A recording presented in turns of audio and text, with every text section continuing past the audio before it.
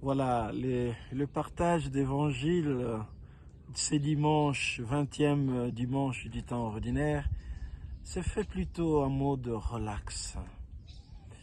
Euh, je n'avais pas envie de le faire maintenant, mais en venant ici très tôt le matin, en contemplant le lac, je me suis dit, mais je voudrais partager à mes frères les fruits de ma méditation à partir d'ici, sans mettre un col romain, mais vraiment en étant, si vous voulez, banal.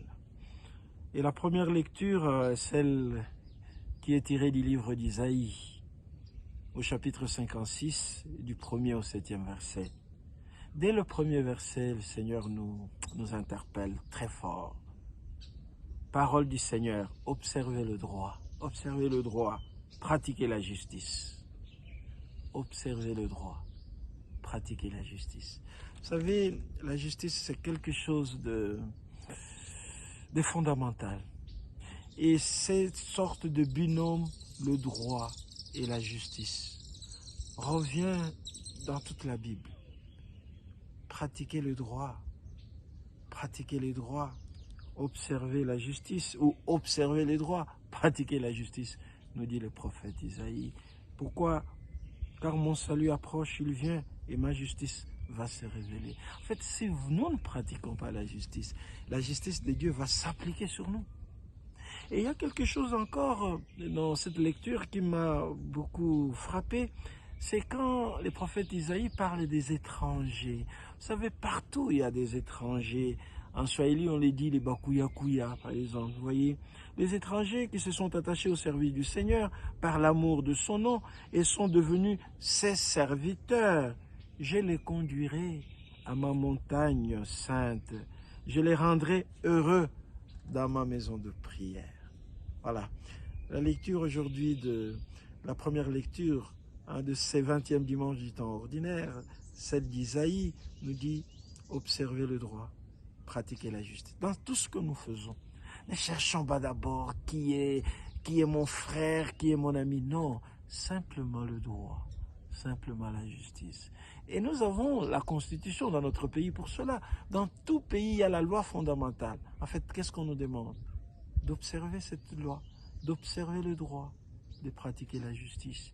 Et qu'est-ce qu'on nous dit? Qu'il y aura toujours des étrangers à côté de vous, ou ceux que vous nommez étrangers.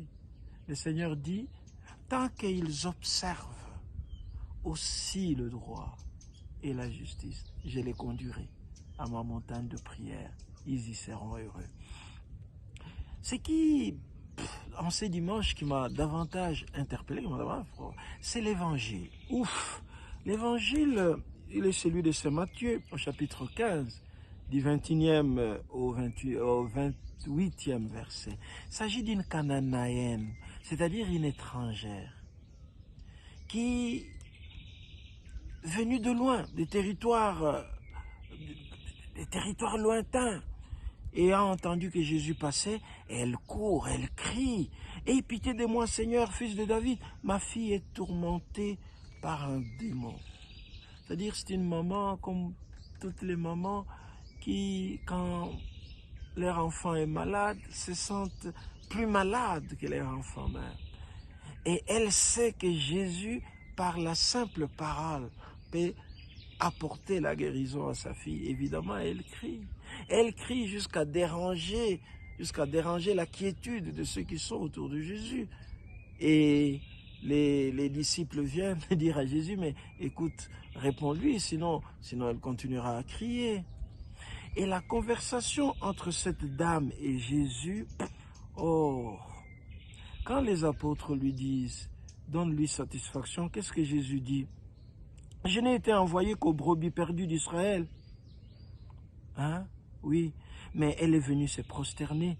Mais elle n'écoute pas ça, elle se prosterne devant lui et dit, Seigneur, viens à mon secours.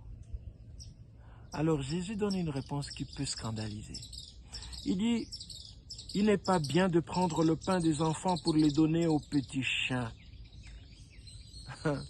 Et là, la femme, comme une avocate, répond à Jésus. Il dit, ce que vous dites est vrai. Mais le petit chien Les petits chiens mangent le miette qui tombe de la table de leur maître.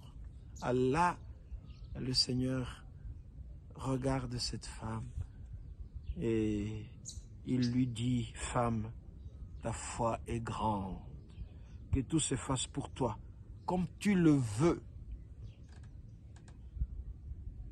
Extraordinaire, n'est-ce pas, mes frères et mes sœurs?